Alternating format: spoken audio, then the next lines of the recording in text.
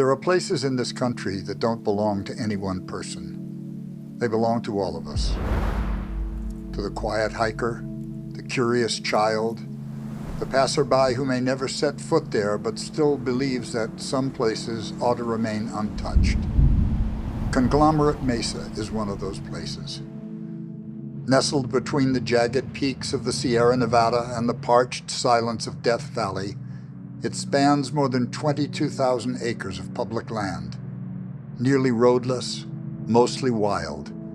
A rare desert refuge in a rapidly changing world. Here, migrating mule deer trace ancient paths. Joshua trees stretch skyward in twisted poses, and rare desert plants bloom where they can, fragile and enduring. For hikers, backpackers, and those chasing solitude, Conglomerate Mesa offers more than just a view.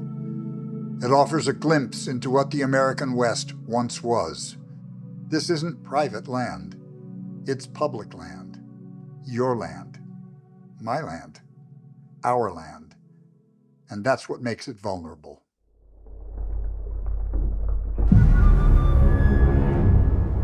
A Canadian mining company, K2 Gold, has proposed a project that could change Conglomerate Mesa forever. They want to drill to search for gold, and if they find enough, to turn this wild desert into an open pit mine. They don't call it Conglomerate Mesa. They call it their Mojave property.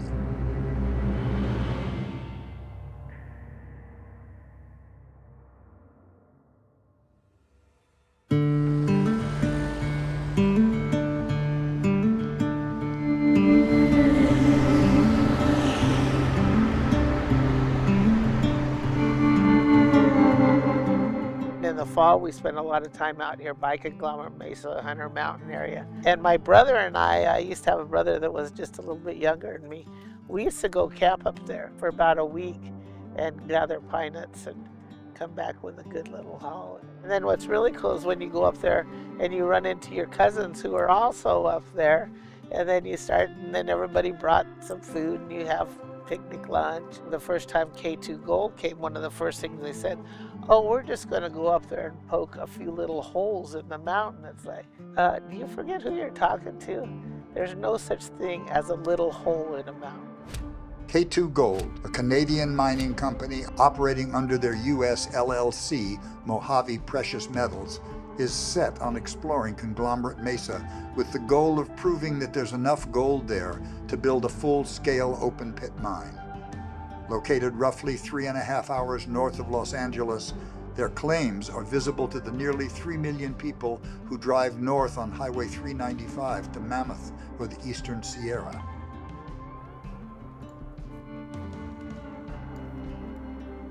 Within here you can see these green dots.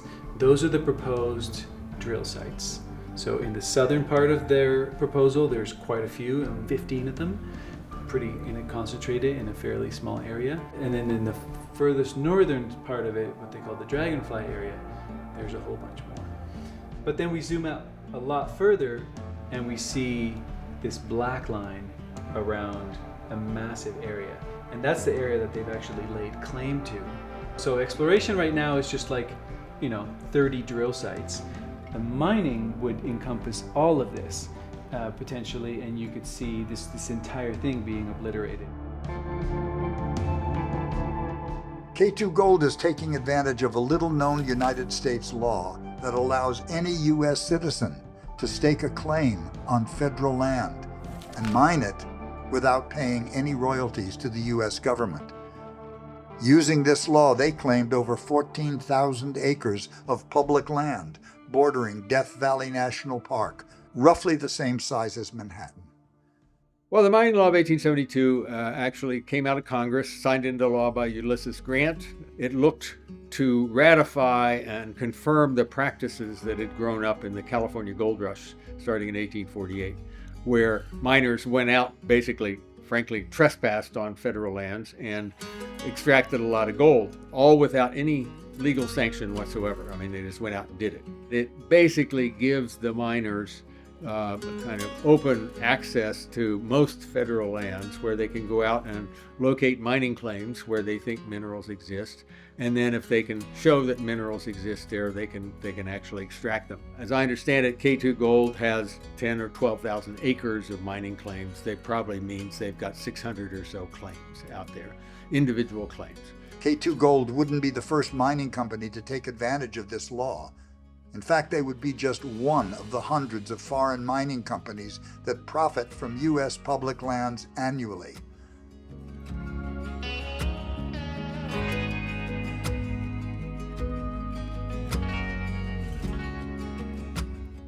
One of the many lax things about the mining law of 1872 is that companies don't have to report to anybody. Even though they're the public's minerals, the companies don't have to tell the public, this is how much we're taking out, this is what it's worth. It's all, a black box. The public lands, the federal lands that are open to the mining law, are maybe the only real estate on the entire planet where the owner of the minerals gets no return for the extraction and development of those minerals.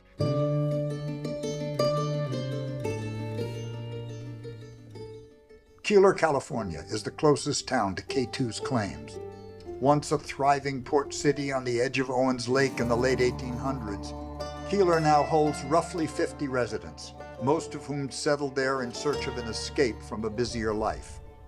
The edge of K2's Mojave property lies just over 1 mile from Keeler, with the conglomerate Mesa being visible from nearly anywhere in town.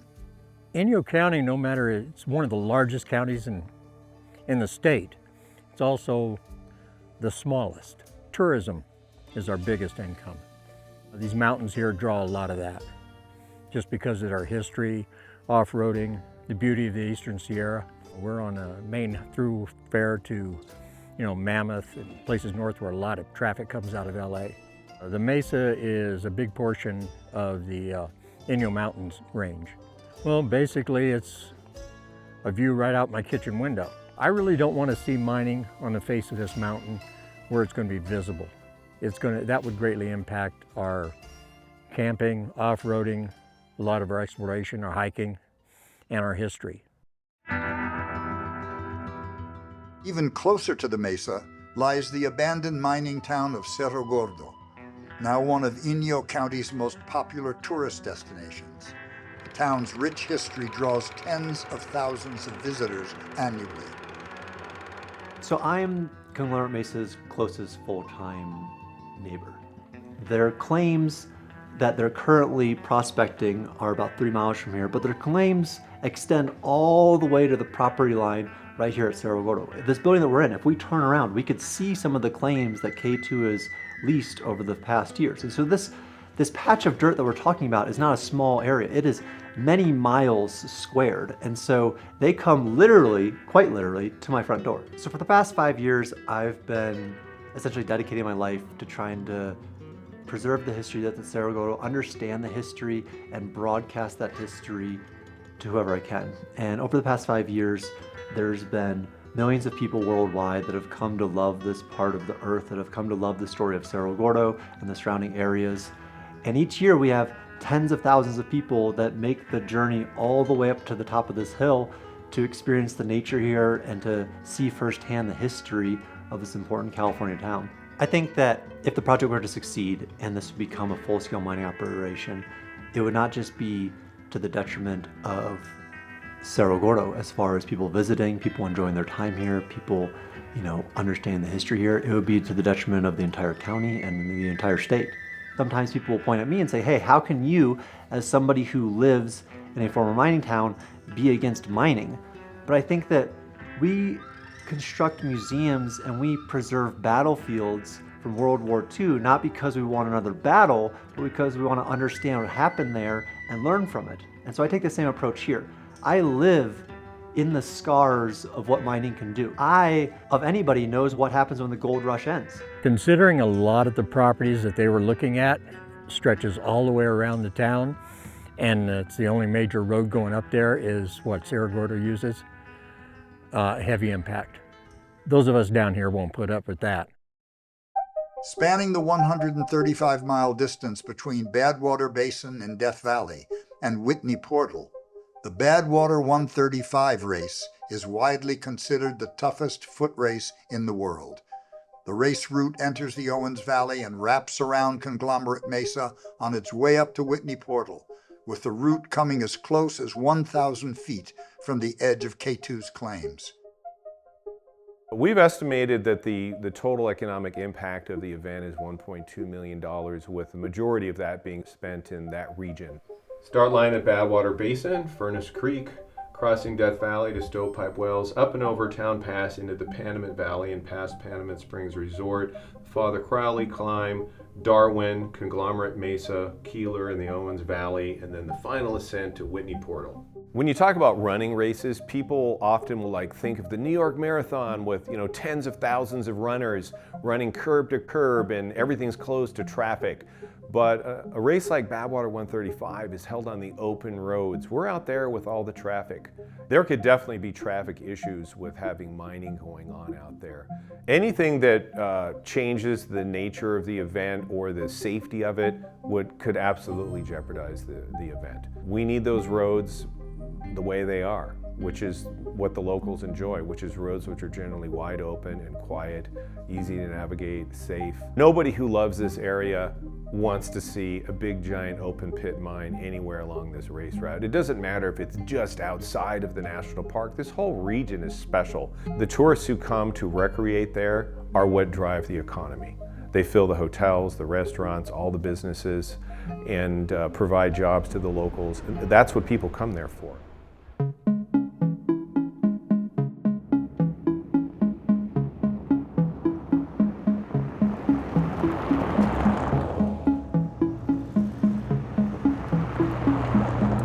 K2 has proposed drilling 120 holes at up to 30 locations on Conglomerate Mesa. The drill holes would be up to 1,000 feet deep on average, meaning if the claims were turned into an open pit mine, the mine could extend as deep as 1,000 feet. To access the drill sites, K2 would have to construct a road through the mesa, disturbing plant life and coming dangerously close to sensitive Joshua trees. From here on, it would be constructed road traveling up along the hillside and going through that saddle. Particularly on the other side of this mountain is where the road cuts very deeply into the hillside for a long, long way, and we're going to see that towards the end of our hike.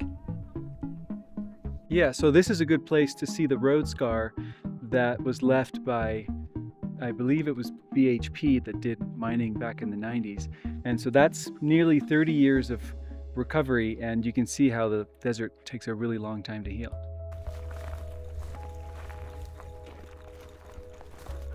So this is what they call the dragonfly area, and there's a whole bunch of spots that they want to drill right here.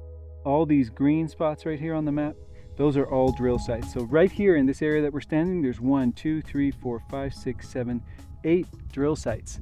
From each of those drill sites, there's going to be 4 drill holes, 1,000 feet in various directions. So just think about the sort of spider web of holes that they're drilling underneath this entire area to get a sense of what's in the ground. Yeah, so this is one of K2 Gold's proposed drill sites, and it's going to be a pad of 90 by 90 feet supposedly, and then they bring in a big drill rig and they will go up to 1,000 feet down. This Joshua tree right here, super close to this drill pad. So is that Joshua tree going to survive that disturbance in this area or not? That's a big question and something that we're concerned about.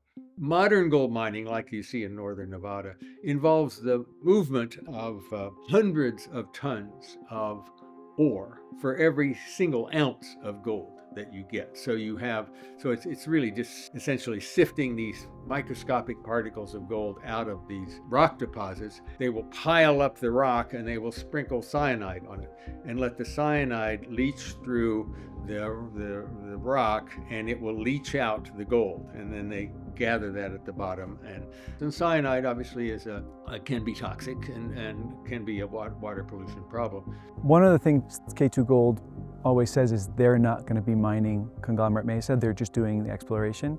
And they're right in saying that, because them being a small company, they wouldn't do the mining. They would sell it to some larger corporation like BHP, who's actually explored Conglomerate Mesa in the past, or some of the other sort of worldwide multinational giant companies that would ultimately do the mining. So this is the Bureau of Land Management. In their process of assessing whether K2 Gold should be allowed to do this exploration, they're only allowed to look at the current proposal of what K2 Gold wants to do. So they're limited in the scope or the scale or the time frame of how far in the future they're allowed to look. So this is a map printed in 1989 by the Bureau of Land Management. So all the yellow shaded areas are managed by the BLM. This little stretch of area right here is the conglomerate, where the Conglomerate Mesa is, one of my favorite BLM areas.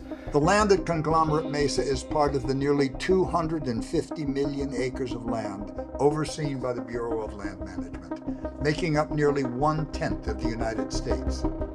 This is land owned by the public, yours and mine.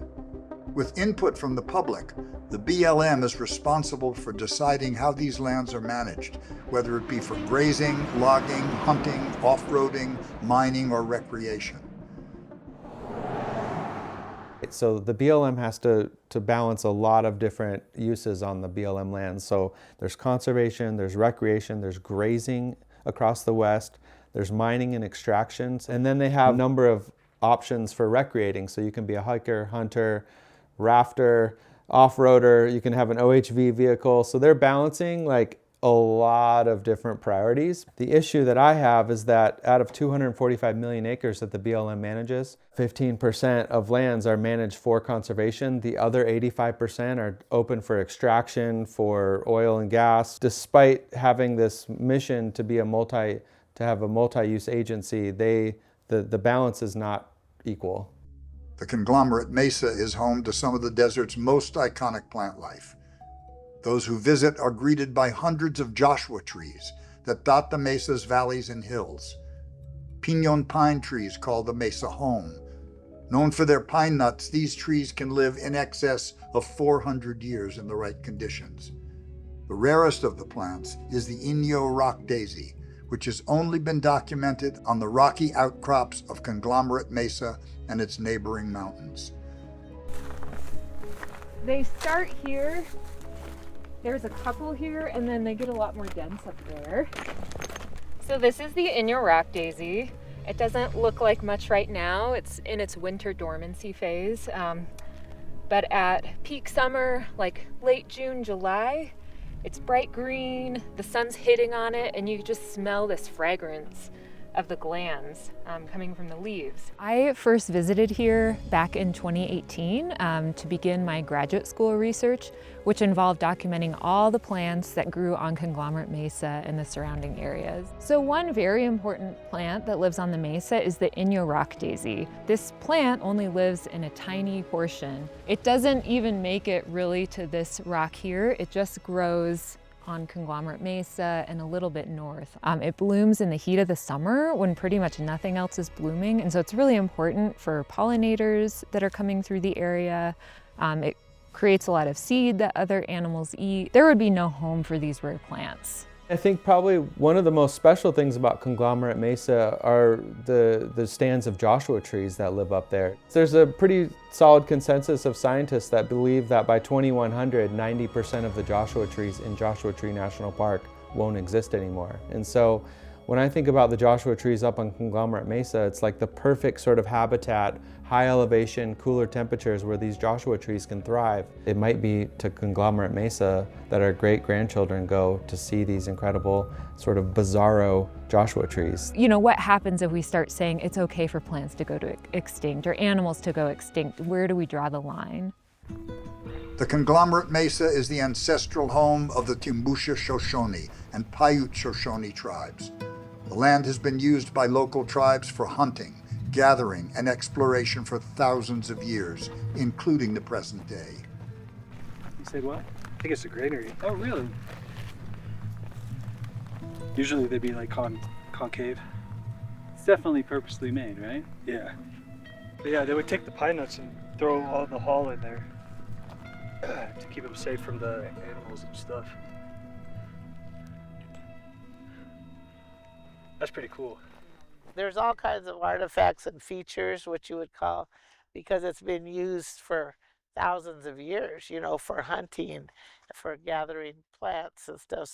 So you do find, you know, the obsidian points and tools and stuff. What we have through our tribe is a group of people who are trained to go out on all kinds of different jobs and surveys and things to monitor, to look in an area, find the best place for something to happen, because there's concentrations of artifacts. Yeah, so my uncle actually, Jeremiah, he was monitoring the drills and all that, and he brought me out and got me introduced to the place, and we've pretty much been everywhere out here since then. Well, we've seen like a couple grinding stones, petroglyphs. We've seen like stone tablets that have male and female representation, and it's really rare to actually find something like that. But as soon as they started finding artifacts, they're like, oh, she's like this, tapping on her watch. She's like, oh, time is money, we got to get going. Then they put them on the helicopter and flew them out of there. So the next day they went up there to go take care of the artifacts and get them out of the way and stuff that they didn't get to the day before, and they were gone. Yeah, so they would disregard artifacts and sites as if it wasn't, you know, anything that needs to be avoided, you know, or anything like that. I think it was the first test hole they drilled. They had like a big hydraulic spill, and he was mad about that, because if we go up there, we could still see where the oil was. There's like a big pad where they drill, and it's just like dusted. For instance, a mining company would need water. There's no available water. At a meeting, I asked the guy that was out here, that head of K2, about the water, and he said, we don't care about the water. Who needs the water? And then I realized they don't need water. That's down the line. The mining company has to worry about the water. The amount of water they're looking at is an issue. If they wanted to take and pull water from the LA that doesn't affect this county, okay, deal with LA on that. But when they start pulling our groundwater in the amounts they're talking, I have a problem with that. You know, when they couldn't find water early on in their project, what did they do? They stole it out of the local golf course without asking. I think one of the biggest issues here is trust. And at the end of the day, I don't trust K2 Gold, and nobody in the valley that I know trusts K2 Gold. K2 Gold has been operating in this region for a number of years now, and I have had a number of personal interactions with their management, with their employees, and everybody else. And I have found them to be repetitively deceitful, vindictive, like opposing of any type of input. The last CEO was asked in an interview, they asked, hey, you know, what can the public do about this? And he said, nobody can change the outcome. And he said that the BLM will always say yes. I've interacted with them personally one time very recently, which was there was a field trip to Conglomerate Mesa organized by the Public Lands Roundtable, which is a nonprofit based out of Ridgecrest. Anthony Marguerite and some of his employees came out as well, and so that was my first interaction with them. And I found him, particularly Anthony, to be very abrasive and very kind of confrontational when it comes to interacting with people, and quite disrespectful, actually. When the CEO came, he was like, if you guys didn't come out to this place before we did, then what's the big deal type of stuff. They have an office in town in Lone Pine, which they're never at, but you know, they have it. And they reach out to community members and promise them things or make them feel like maybe this is going to be a good thing. Our county is strapped, always has been, just due to the population. You know, we don't get the state assistance some place like LA would get. The county can use the money. People here can use the jobs. I got friends and know people in Lone Pine that are in favor because they would benefit from supplying goods and services. They look at it that way. Contrary to what some might believe, if K2 Gold were to drill, any positive impact on the local economy would be quite small. Only 20 to 40 people would be employed by K2 on the Mojave project during a period that would last for 5 to 10 months, with most of those employed being specialized drill crews brought in from areas other than Inyo County. What I monitored, they talked about bringing in people during like the whole program of it, but they really only brought a couple people, and it was like, you know, they brought their own crew, and they had like the locals kind of go up and restore it.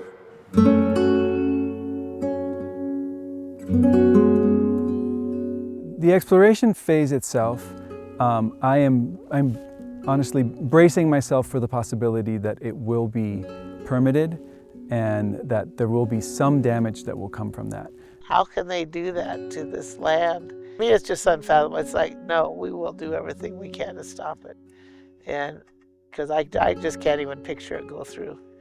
This place is so critical to indigenous tribes that have called that place home for thousands of years. The wildlife, the endemic species that live there. You know, when they build these huge open pit mines, it's basically just building a big fence around it, so recreationists won't be able to get there anymore. They won't be able to access it. Off-roaders won't be able to go up there and access it. Hikers, hunters. With modern-day gold mining, roughly 46% of gold mined is used for jewelry, with another 47% allocated for investments, and the remaining 7% being used for technology and electronics. This essentially equates the potential destruction of conglomerate Mesa to a heap of gold bars and necklaces. These are the public's land. These are the public's minerals. They have values other than minerals, and those values should be taken into account when the government sits down to decide, do we want to put a mine here or not? One of the amazing things about these BLM lands is that we collectively own them together. And so because we own them, we can actually have a say in how they're managed. So the way that people can help in the near future is that the Bureau of Land Management is going to come out with their draft environmental impact statement, which will basically look at the mining company's proposal and propose a number of alternatives for what they might allow or not allow. And there's going to be a public comment period. So people from all over the country will be able to post their comments about their position and their opinion about the document and the alternatives. And so that's a really important moment in which the public can engage. Following the last time K2 Gold proposed to mine conglomerate Mesa, over 23,000 comments were submitted to the Bureau of Land Management, which ultimately led them to subject K2's proposals to further environmental review. With mining on the table once again, it's up to the public to make their voices heard. This isn't just a fight over a desert. It's a question. What do we value more? Short-term profit or the long arc of preservation? Who benefits when what belongs to all of us is handed to a few? What do we lose when silence is replaced by machines and memory by a pit in the ground? Conglomerate Mesa may seem far away, but its story is not. It is part of a larger pattern, a larger question, and a larger reckoning. If we lose this place, what will be next?